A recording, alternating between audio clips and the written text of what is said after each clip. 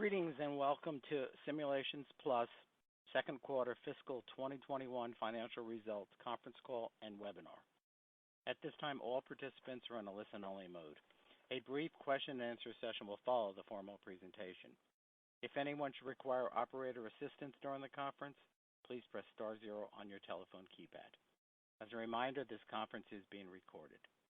It is now my pleasure to introduce Jeff Stanlis from Hayden IR. Thank you, Mr. Stanlis. You may now begin.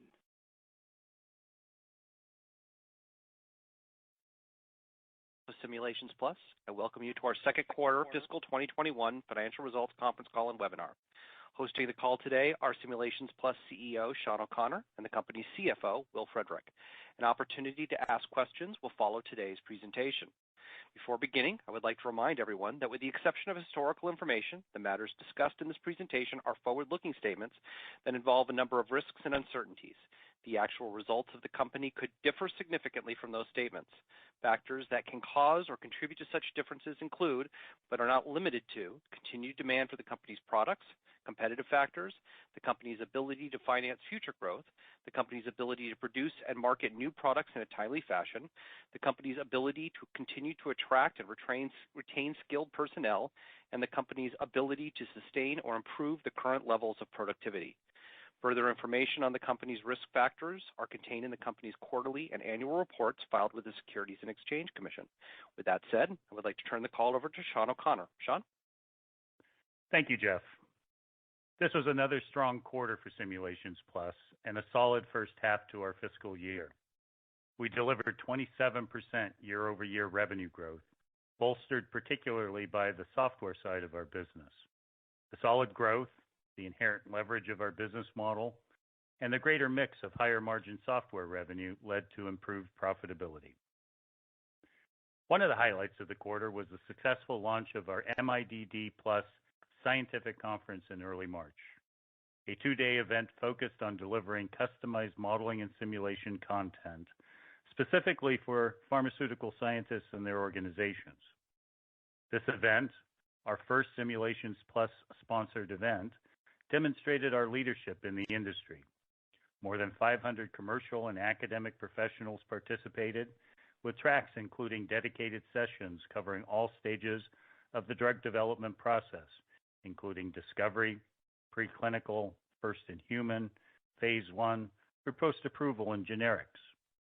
In addition, this conference included a strong presence and active participation from regulatory agencies, including representatives from the U.S. FDA offices of Clinical Pharmacology, New Drug Products, Research and Standards, Translational Sciences, the Center for Drug Evaluation and Research, and the National Center for Toxicological Research, as well as Anvisa and Health Canada. Another highlight was the release of our inaugural ESG report, which you can find on our IR website. This report demonstrates our commitment to good governance, diversity, transparency, and our shareholders. I'm proud of this report, something still rare for companies of our size as the ESG movement continues to find its form. We have adopted the mission of achieving our long-term goals for growth, profitability, and industry leadership through innovative, science-based software and consulting solutions to optimize treatment options that will both save and improve the quality of patients' lives. In summary, this was a strong and productive quarter with excellent revenue growth and important initiatives that solidify our leadership position. The strong software growth, and especially the software mix, puts our results a bit ahead of our full year plan, and we expect this to normalize as we move through the second half of the year. Turning to our revenue mix for the second quarter, as I mentioned, we delivered 27% consolidated growth for the quarter. Organic growth was 12% versus the same quarter last year. Lixoft continued to outperform expectations with a revenue contribution of $1.6 million for the quarter. Software revenue was 60% of total revenues compared to 52% last year. Our second fiscal quarter software revenue growth was 45% compared to 13% last year. Excluding the addition of revenue sourced from Lixoft, software revenue growth was 15% compared to 13% last year. We are seeing accelerated organic growth in addition to Lixoft's contribution, resulting in excellent overall software growth performance. Our service revenue increased 7% compared to 35% last year. As a reminder, our DILIsym business experienced some accelerated projects in the second quarter last year, driving that 34% growth rate. And we indicated at the time that performance was likely not sustainable. Our service revenue growth in the quarter improved sequentially from Q1 fiscal year 21, but still reflects this difficult DILIsym year-over-year comparison, in addition to the conclusion of a client-funded software development project at Cognigen. Year-to-date, our consolidated year-over-year revenue growth was 21%. If you exclude the DILIsym division with its challenging year-over-year comparison, our growth was 28% for the 6-month period compared to last year. Year-to-date, our software revenue was 59% of total revenue compared to 51% last year. Again, the Lixoft acquisition being the driving factor. Our year-to-date software revenue growth was 40% compared to 13% last year. Excluding our Lixoft division, our year-to-date software revenue growth was 13%. Our year-to-date services revenue increased 1% compared to 37% last year. Again, the DILIsym comparison is the primary driver of this growth rate. Over the last couple of years, we have accelerated revenue growth both organically and through acquisition. At the same time, we remain very focused on profitability, and in that regard, we are performing well across these metrics. For the second quarter of fiscal year 21, overall gross margin has increased from 74% the last 2 years to 78% this quarter. EBITDA as a percentage of revenue has remained consistent in the mid-30s, coming in this quarter at 33%. Diluted earnings per share continues to grow year over year, coming in at 15 cents this quarter, and would have been 42% growth to 17 cents without the dilutive effects of last year's follow-on offering. And finally, the Rule of 40 metric that has been widely adopted by many to measure revenue growth in combination with profitability is also a positive one for us, coming in at 60% this quarter. For year-to-date fiscal 21, overall year-to-date gross margin has increased from 73% the last 2 years to 78%. EBITDA as a percentage of revenue has remained consistent in the mid-30s, coming in at 34% year-to-date. Diluted earnings per share continues to grow year over year, coming in at 27 cents year-to-date, and would have been 30% growth to 30 cents without the dilutive effects of last year's follow-on offering. And finally, the Rule of 40 metric is also a positive one for us for year-to-date, coming in at 55%. In summary, these metrics demonstrate our ability to balance revenue growth and profitability to deliver continued increases in earnings per share to our shareholders. We enjoyed a diverse mix of software revenue in the quarter, with solid growth across our entire portfolio of platforms. GastroPlus represented 57% of total revenue for the quarter. MonolixSuite from Lixoft was 20% of Q2 software revenue, and ADME Predictor represented 16%. Other software contributed 7% of software revenue in the quarter. On the year-to-date perspective, GastroPlus represented 56% of total revenue, and MonolixSuite was 19%. ADME Predictor represented 17% of total software revenue, and other software was 7% of year-to-date software revenue. With regard to software highlights during the quarter, our AIDD lead optimization collaboration with a large pharma partner recently achieved a significant milestone. After being synthesized and assayed by the pharma partner, 80% of the candidate molecules tested exhibited submicromolar activity and acceptable ADME properties. These results are excellent and demonstrate the unique value of the ADME Predictor machine learning models coupled with powerful AIDD technology, which required only activity data to optimize lead molecules across a wide spectrum of properties. These results are contributing to a growing sales pipeline for this product category. We released version 9.8.1 of our flagship PBPK modeling platform, GastroPlus, in anticipation of the GastroPlus 10 or GPX release scheduled for later this year. Version 9.8.1 of GastroPlus includes more mechanisms, verification and guidance for our validated drug-drug interaction models, a validated column in the drug-drug interaction perpetrator table to clearly identify the values that have been validated by our DDI experts for use in simulations, a new option to include variability in lung deposition in the population simulator, and many other key enhancements. In addition, we also established a relationship with a South America distributor, expanding our presence in this emerging region. The agreement is with the Institute of Pharmaceutical Sciences, or ICF. Founded in 2002, ICF is one of the largest pharmaceutical research centers in Latin America and the first commercial Brazilian laboratory to be fully certified by the Brazilian Health Regulatory Agency, Anvisa, to conduct bioavailability and bioequivalence trials. ICF will provide marketing, sales, and technical support to organizations throughout South America. Turning to Monolix, our Monolix Suite R 2020 was released in the first quarter, and we are encouraged with the market reaction and the resulting lead generation. We completed a 5-day Monolix virtual training workshop in March with daily attendance in excess of 500 participants. Finally, we announced a new distributor in China for Monolix with Mosum, one of Chinese leading biopharmaceutical services companies. Founded in 2015, Mosum was the first clinical CRO providing clinical pharmacology services in China.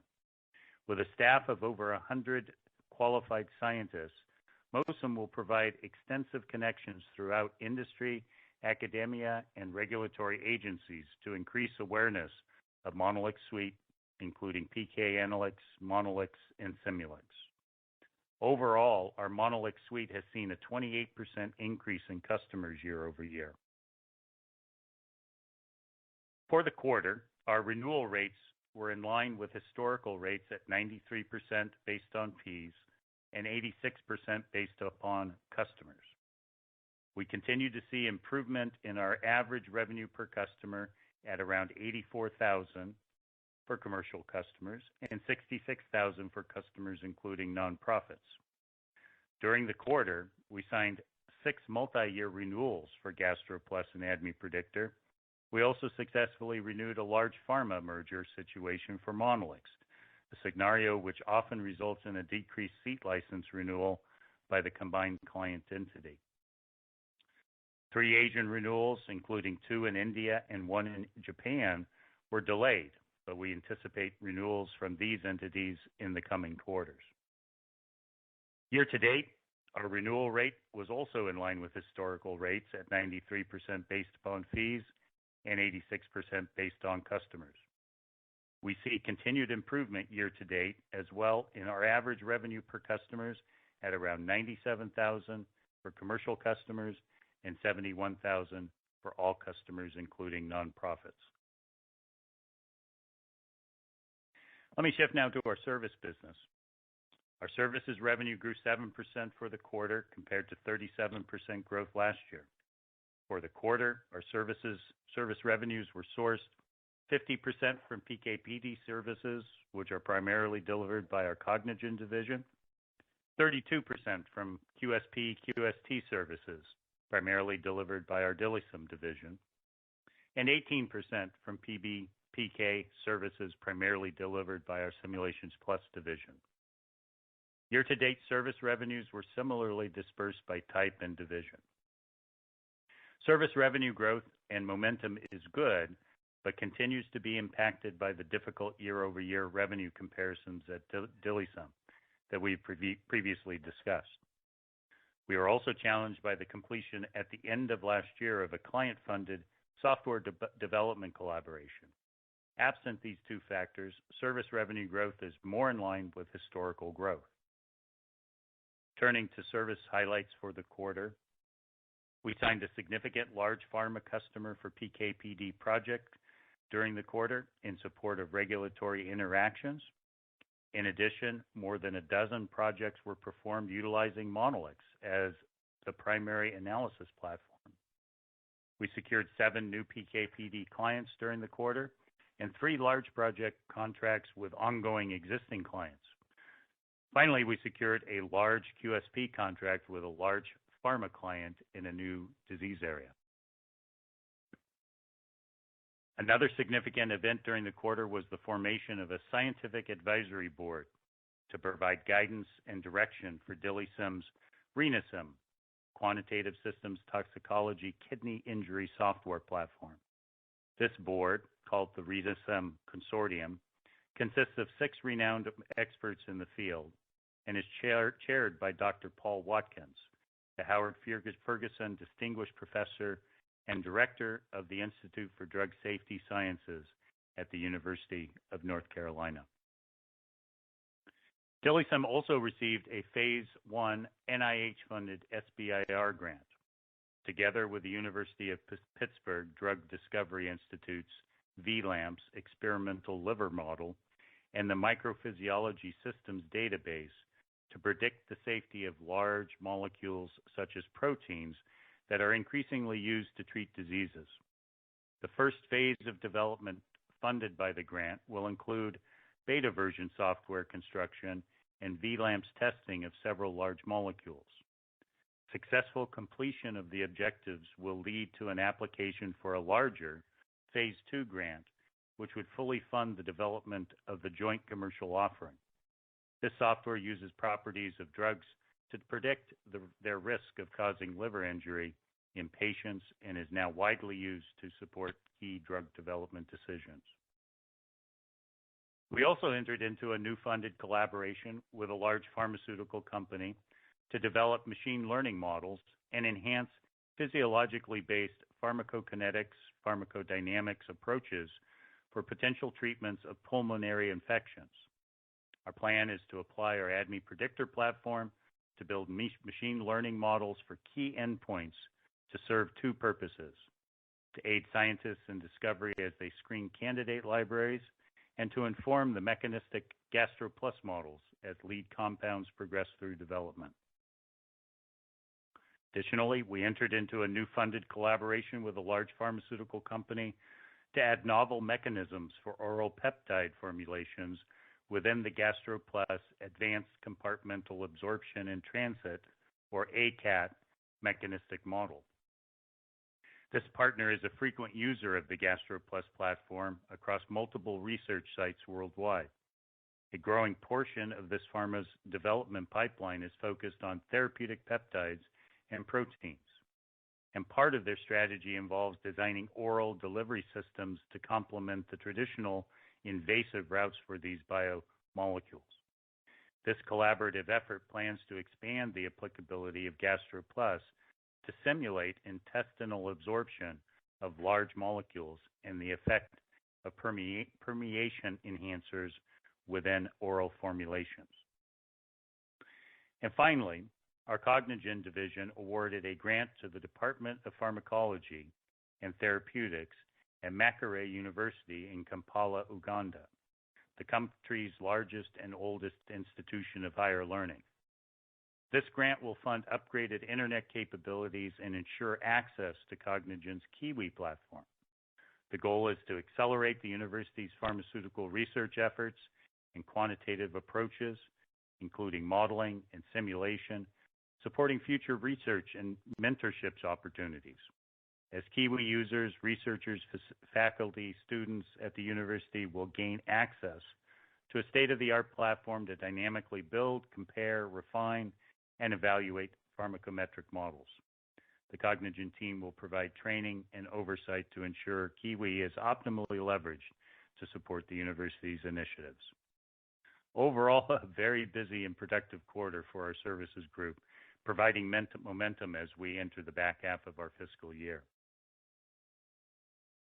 With regard to a couple of key service metrics, total service projects increased 19% during the quarter, with excellent growth in our PK/PD and PBPK service offerings.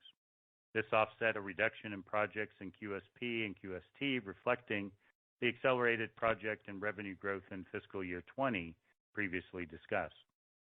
We closed the quarter with $11 million in service backlog, which has improved after taking a fall since its peak at the end of Q2 fiscal year 20, prior to the impact of COVID-19 around this time last year. Finally, with regard to our fiscal year 21 outlook, we continue to expect 15 to 20% total revenue growth for fiscal year 21. As we enter the back half of the year, we will see fiscal year 20 revenue comparables that include Lixoft, which we acquired in April 2020 and began contributing revenue in Q3 and Q4 of fiscal year 20. This was anticipated in our fiscal 21 outlook provided at the beginning of the fiscal year and remains unchanged. Our software revenue is likely to perform at the high end or above the outlook provided due to accelerating software growth rates and the stronger than expected contribution from Lixoft. Conversely, our service revenues are likely to perform at the low end or perhaps slightly below the outlook provided due to difficulty overcoming year-over-year comparisons.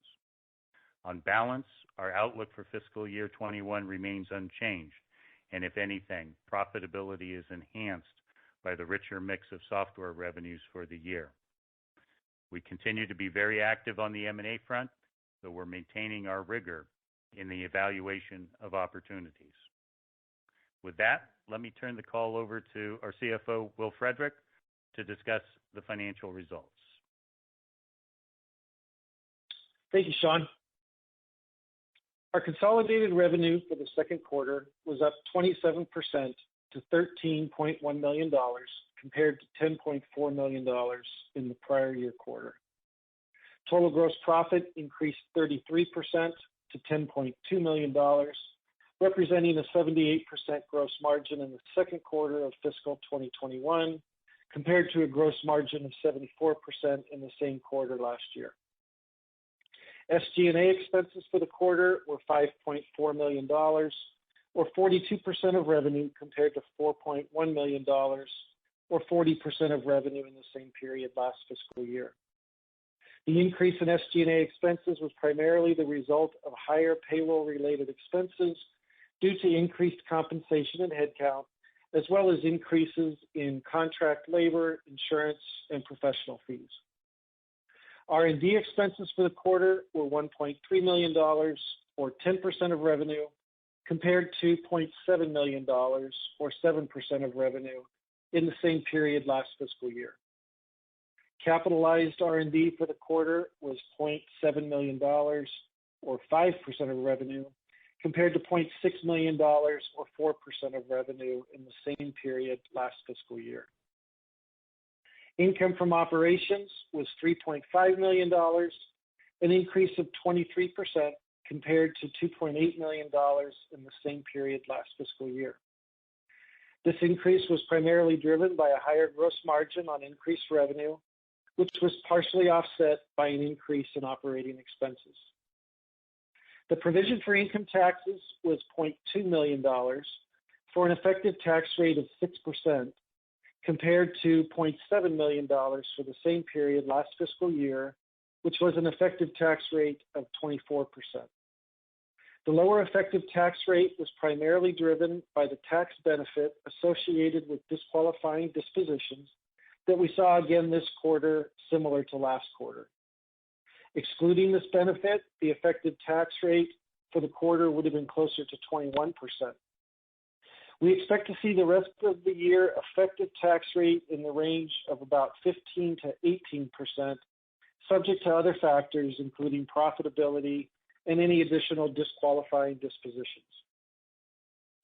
Net income increased 49% to $3.2 million compared to $2.2 million for the same period last fiscal year. And diluted earnings per share increased 25% to 15 cents compared to 12 cents for the same period last fiscal year. EBITDA increased 23% to $4.3 million compared to $3.5 million for the same period last fiscal year. Our consolidated year-to-date revenue was up 21% to $23.8 million compared to $19.8 million in the prior year period. Total gross profit increased 28% to $18.5 million, representing a 78% gross margin in the first half of fiscal 2021 compared to a gross margin of 73% in the same period last year. SG&A expenses were $9.9 million, or 41% of revenue, compared to $7.6 million, or 39% of revenue in the same period last year. Similar to Q2, the increase in year-to-date SG&A expenses was primarily the result of higher payroll-related expenses due to increased compensation and headcount, as well as increases in contract labor, insurance, and professional fees. R&D expenses were $2.1 million, or 9% of revenue, compared to $1.3 million, or 6% of revenue in the same period last year. Capitalized R&D was $1.4 million, or 6% of revenue, compared to $1.1 million, also 6% of revenue in the same period last fiscal year. Income from operations was $6.5 million, an increase of 18% compared to $5.5 million in the same period last year. Similar to Q2, this year-to-date increase was primarily driven by a higher gross margin on increased revenue, which was partially offset by an increase in operating expenses. The provision for income taxes was $0.7 million for an effective tax rate of 11% compared to $1.4 million for the same period last year, which was an effective tax rate of 24%. As mentioned earlier, the lower effective tax rate this year was primarily driven by the tax benefit associated with disqualifying dispositions. Net income increased 35% to $5.7 million compared to $4.2 million for the same period last year, and diluted earnings per share increased 17% to 27 cents compared to 23 cents for the same period last fiscal year. EBITDA increased 17% to $8.1 million compared to $6.9 million for the same period last year. As Sean previously mentioned, our total gross margin for the quarter increased from 74% last fiscal year to 78% this quarter. This increase was driven by 89% gross margin for our software business and 61% for our services business. We also saw an increase in our year-to-date gross margin from 73% last fiscal year to 78% this year. This increase was driven by 88% gross margin for our software business and 63% for our services business. We continue to have a strong, clean balance sheet.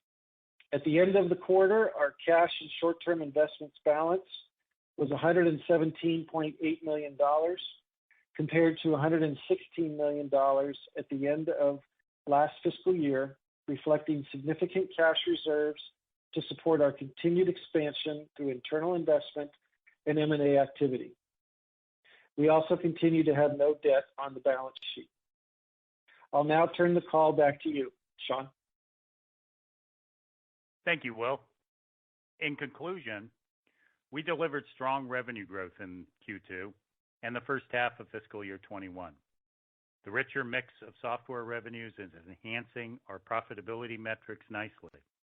And we continue to advance our leadership position in the marketplace with business development momentum, winning new business, renewing and growing existing relationships, key collaborations, and grants. And we successfully launched our first ever sponsored conference. As a result, the underlying momentum we see across our entire portfolio of software products and services is encouraging. With that, I'll be happy to take your questions. Operator? Thank you. We will now be conducting a question and answer session. If you'd like to ask a question, please press star one on your telephone keypad. A confirmation tone will indicate your line is in the question queue. You may press star two if you'd like to remove your question from the queue. For participants using speaker equipment, it may be necessary to pick up your handset before pressing the star keys. One moment, please, while we poll for questions. Our first question comes from Matt Hewitt with Craig-Hallum. Please proceed with your question. Good afternoon. Thanks for taking the questions and congratulations on the progress. First up, it's almost a year now since you acquired Lixoft, and I'm just curious how the cross-selling is going between the two primary software programs. But how is that, the growth that you're seeing in Lixoft, is that, I don't know, organic isn't the word, but is that customers coming in looking at Lixoft and acquiring it, or is it because of the cross-selling initiatives that you put in place? Yeah, thanks, Matt. All of the above would be my starting point. We're getting good contribution from all of those sources.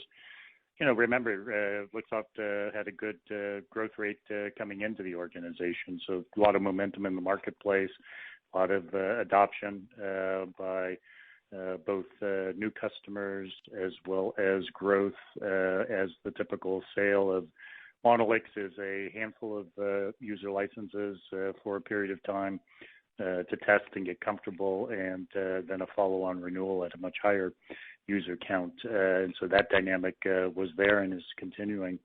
Been very pleased in terms of the interaction between Lixoft and our SimPlus division, the software sales team supporting GastroPlus, ADME Predictor. Number of opportunities have been created to introduce Lixoft to new accounts, and some vice versa the other way in terms of Lixoft accounts that have provided some more exposure on the SimPlus side. And overall, we are very much focusing as the next step in terms of our development of sales and marketing efforts, cross-selling programs that are focusing on key large accounts and organizing meetings, interaction with them that provides clients of one or more of our products and services to the visibility of other services that they might not be using. So that's been very good to date. And then lastly, I'd comment that the benefit in terms of our big sell point on Monolix is the efficiency that it can bring to the pharmacokinetic modeler in terms of performing their work effort. And in that regard, we are stepping up ourselves internally and adopting Monolix at a pretty rapid pace where we're able in the performance of our client projects. I mentioned in the script, a dozen accounts, or a dozen projects, I should say, this last quarter where we utilized Monolix as the primary data analysis tool. That's an important, not just efficiency in terms of our internal speed and profitability on projects, but it's also another one of those cross-selling means of demonstrating and getting Monolix and its functionality in the eyes of our consulting clients and opening their eyes to the opportunity of adopting it as their tool in-house as well. So overall, from a number of different angles and sources, the interaction that is now a year old since our acquisition of Lixoft in April of last year has been very, very positive. Well, that's great. Thank you for the update there. And then maybe one separate question. Given the mix, it sounds like it's going to remain elevated here towards favoring the software side, at least for the near term or the second half of the year. Should we anticipate that the gross margins are going to be kind of, up by that 78% kind of ish range for the second half as well? Or is there something else that could maybe knock the gross margins down? Thank you. Sure, Matt. No, I mean, we should see the benefit of that richer mix in the direction of the software contribution to revenues, most definitely. Keep in mind, in terms of the year-over-year comparisons, that now we enter the third and fourth quarter, and so the growth rate on the software side, Lixoft is no longer purely acquisition growth, if you will. So the software growth, while good, and will continue to perform, and as I said, in terms of the guidance at or above the guidance that we gave at the beginning of the year, it's performing ahead of plan. Don't look at the 45% growth in the second quarter. Keep in mind, this very next quarter we'll have some Lixoft revenues in the prior year comparable that'll bring that percentage, year-over-year percentage down. But nonetheless, the organic growth rate and Lixoft's growth rate on a standalone basis will continue quite strong here. Great. That's helpful. Thank you. As a reminder, if you'd like to ask a question, please press star one on your telephone keypad. One moment, please, while we poll for questions. Our next question comes from Francois Brisebois with Oppenheimer. Please proceed with your question. All right, thanks for taking the question. Just to touch on what Matt mentioned there, the cross-selling, obviously on the software side, there's some cross-selling between software products or offerings, but how much of it is pushing, also you talked about the consulting business, how much of that cross-selling can go to the services side? And is that something, to tie it into an M&A question, what exactly are the criteria that you're looking for? And, is the performance of Lixoft maybe changing what you're trying to look for here? Boy, you're coming at several different angles there, Frank, in one question. Congratulations. Good question. I apologize. The dynamic of cross-selling from Lixoft to the consulting business, as I indicated before, it is presenting opportunities. There were, at the time of the acquisition, one of the opportunities going forward was the fact that Lixoft was turning away inquiries by their clients for service-related effort that Lixoft was not staffed up or in a position to support. And so inquiries to Lixoft now have a home, and that's primarily Cognigen, and go into the lead and sales pipeline to be followed up. And we've seen some good activity there. And then, on the other side, the demonstration of Monolix in the performance of existing consulting business in front of our clients is a tremendous sales opportunity to demo. It's not a cold call and can we demo Monolix. It's a warm relationship and a consulting engagement and a demonstration of the merits of Monolix to a friendly existing client. And that is a very leverageable opportunity that we're working as well. So I feel very good that both on the incremental software cross-selling as well as on the consulting side, that opportunities are being presented to itself following on to the Lixoft acquisition a year ago. As it relates to M&A, does it change our perspective in terms of our M&A criteria? I think our acquisition of Lixoft was a very positive one and checked most all the boxes, not only at the time of the acquisition, but a year later, looking back in hindsight, the performance and contribution has been better than expected. And so, those are acquisitions we'd want to do on a daily basis, so to speak. I don't know that it necessarily changes, however, the criteria that we're running with here. We continue to look for good strategic fit, good cultural fit. We've got a bias towards software entities that can contribute and add to, our desire to be, the premier software tool provider to the industry in biosimulation services. But consulting opportunities do have their merits as well. Often it's geographical in terms of extending our footprint in Europe or perhaps in the Asia region. And then finally, there are services, biosimulation services that through acquisition we could expand into new but related areas. So all of those criteria remain the same. We've certainly enjoyed the experience from Lixoft and look to replicate that. But I think that's where we were last year, and that's where we continue to be today. Okay, great. And I'll just sneak in another one. You actually hit on all of those, so congrats there. But so software and services mix is something that comes up a lot. Can you talk about? You obviously talk about 2021, but is this something that maybe on the low side on the service growth, maybe on the high side on the software side? But if we're looking at 2022, 3, 4, 5 down the road, do you share any thoughts about what would be an ideal mix of software and services? Well, I think where we've landed back at the 60-40, we, over the last couple of years, with some accelerated growth on the service side, while we were investing in sales and marketing to enhance the growth on the software side, we saw that mix percentage come down from close to 60-40, but down. I think at its low point, it was even 49% software, 51% service, if I'm remembering correctly.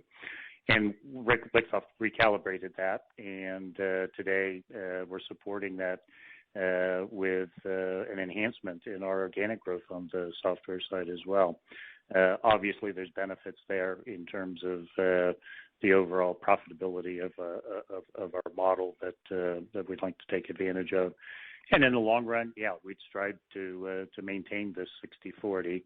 There inevitably will be some ebbs and flows in quarter-to-quarter results thereof, but 60-40 would be the mantra that we'd march to. Okay, great. And then any comments you can share on the pandemic, on maybe businesses, backlogs, maybe new business or hiring, any updates? I mean, there's been obviously such, you guys have been kind of sheltered from the impact of COVID a little bit, but any updates there from your perspective? I can't point to anything significant that's new or different. As we're all experiencing, it's sort of a mishmash of opening up and closing down as you walk around the world to various places.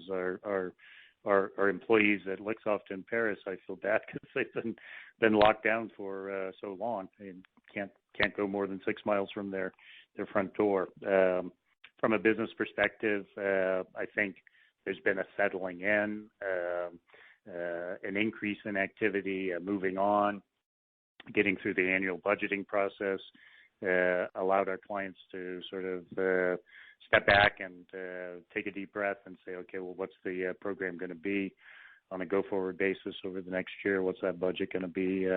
So there's a little bit more fluidity to business, if that's the right term. At the same time, it doesn't take much for companies to pull back and say, we're cautious, we're going to wait till next quarter. There's still the impact in terms of we've not been able to face-to-face see our clients in a industry conference, and the impact that we felt in that regard for the last year or so. Getting better at it, but still impactful. So it's still a mishmash. We're learning to fight our way through it, but still has some impact. Okay, and I apologize. I lied. I'd like to sneak in one last one. That's okay.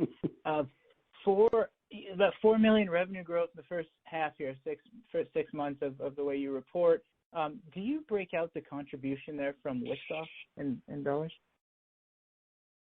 It was 1.6 in the second quarter, and I don't know if Will, maybe you've got first quarter visibility there. I don't have that cheat sheet exactly in front of me, okay. But it was somewhat less than 1.6 in the first quarter. Okay. Yeah, it was 1.2, and we'll put it out in our 10Q on Wednesday as well. We'll have all that detail. Okay. Just trying to gauge if most of that growth is all Lixoft or the organic side, how much of it is organic versus Lixoft. Understand. All those details will come forth, and we're with the Lixoft group, their growth is accelerated just by the momentum that they've had. They've also had some accelerated situations where clients have wanted to increase licenses, and in so doing, their renewal may not have come up until third or fourth quarter, but we want more licenses, so let's renew it now in the second quarter. A bigger dollar contract license total and accelerate it forward. So we're good. Business's momentum is good on the Lixoft side. They're sort of learning to become a public company, though, in terms of the quarter-to-quarter revenue process. And so as we work into the back half of the year, the most important factor is keep in mind there's Lixoft revenue in our comparison from the prior year, so that's going to impact that overall growth rate, but not necessarily the momentum underneath it. Yeah, understood. All right, thank you very much. As a reminder, if you'd like to ask a question, please press star one on your telephone keypad. One moment, please, while we poll for questions. Our next question comes from David Windley with Jefferies. Please proceed with your question. Hi, good afternoon. Thanks for taking my question. I believe I heard you say in your prepared remarks that maybe some company-specific factors impacted your growth in QSP. I wondered if you could comment more broadly about the trends that you're seeing in growth or demand from customers between what maybe you call core models and disease models, say smoothing out for any company-specific factors. I'm trying to understand kind of where is the underlying industry demand going? Yeah, demand is still strong for third-party assistance to internal modeling and service organizations. It ebbs and flows a bit. I think it was more impacted by COVID than the software side of our business. As all hands on deck turn our attention to COVID-related programs and hesitancy or slowness in terms of other programs, and a push-off, therefore, of some services that were being utilized on a third-party basis like that, which we provided some plus. The growth on services has over a 2-3 year window been as high as 40% growth, as low as relatively flat. I think the sort of consistent ongoing normalized growth rate will be in that 25% range. That being said, we'd all like services to be nice, recurring, and non-lumpy business, but by its nature it is. So even with sort of a target 25% or expectation 25%, it'll have some ebbs and flows on a quarter-to-quarter basis. Got it. And so just to clarify, so in your case, QSP is all services, or are you also selling software? I guess what I'm trying to get at is the difference in demand between what might be thought of as core non-disease modeling versus disease-specific modeling, and if the industry is kind of rotating to getting more specific on disease states. Fair question. The whole quantitative mechanistic modeling, QSP, QST space has been a high demand area and continues to be a very active pipeline on our part. It also tends to be larger models. Your basic PK/PD study, which may land in 100, 200,000 range. The mechanistic model is going to be 500,000, could be $1 million. And therefore, activity is very good, but that leads to sort of the ebb and flow and ups and downs, lumpiness of that business. PK/PD demand continues to be very strong. Mechanistic modeling demand continues to be very strong as well. Got it. Okay. In terms of moving on to a separate topic, in terms of your M&A comments, it sounds like you're still very active in your evaluation. How do clients, or let me ask it differently, do clients desire for those capabilities that you bring in through acquisition to be natively integrated with your existing platform. Is that important or not to the client? I think it can be important. It's not number one on their priority list, and I think the biggest driver in that regard can often be the siloed nature of the pharmaceutical organization. And so a tool in discovery, a tool in clinical, the immediacy, the value to the discovery scientist, he doesn't necessarily latch on to the value if those two products are integrated. The client at a higher level in that organization will see those benefits and list it as something that is very valuable to them. But it depends on where you're at in the matrix with the client, and depends on what those add-on acquisition products or services might be in terms of who you're talking to at the client. Okay, and last question for me, just to clarify. So I think numbers you gave of about 2.8 million of the growth of your 4 million in growth on a year-to-date basis would have been Lixoft, 1.2-ish and 1.6 from the last question. Is that right? And then the remainder, the 1.2, would be your organic number that we should compare to the just shy of 20 million in the first half of last year. Is that the right way to think about it? Sounds about right, yeah. Okay, great. Thanks. Very good. There are no further questions at this time. I would like to turn the floor back over to Mr. Sean O'Connor for closing comments. Very good. I appreciate everyone's interest and joining us here on the earnings call, and look forward to next quarter and returning and telling you the story of Simulations Plus. Take care, everyone. This concludes today's teleconference. You may disconnect your lines at this time, and we thank you for your participation.